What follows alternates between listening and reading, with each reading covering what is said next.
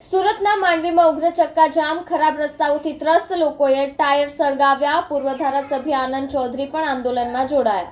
સુરતના માંડવી વિસ્તારમાં આજે લોકોએ ખરાબ રસ્તાઓના વિરોધમાં ઉગ્ર આંદોલન કર્યું હતું. માંડવી ઝંખવાવ રોડ અને નેશનલ હાઈવે 56 પર લોકોએ ચક્કાજામ કરીને વિરોધ નોંધાવ્યો હતો.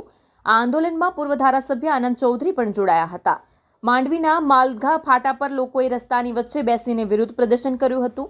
ખરાબ રસ્તાઓના કારણે અનેક અકસ્માતો થઈ રહ્યા છે અને વાહનો પણ વારંવાર ખોટકાઈ જાય છે. લોકોએ પોતાનો આક્રોશ વ્યક્ત કરવા ટાયરો સળગાવીને ઉગ્ર વિરોધ નોંધાવ્યો હતો, જેના કારણે વાહનોની લાંબી કતારો લાગી હતી.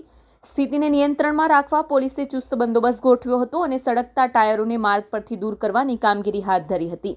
સ્થાનિક રહીશોના જણાવ્યા મુજબ અગાઉ પણ અનેક વખત રસ્તાઓની મરામત માટે રજૂઆતો કરવામાં આવી હતી, પરંતુ તંત્રની ઉદાસીનતાને કારણે કોઈ કાર્યવાહી થઈ ન હતી. આથી લોકો આક્રોશમાં આવીને ચક્કાજામ જેવા ઉગ્ર આંદોલન પર ઉતર્યા હતા.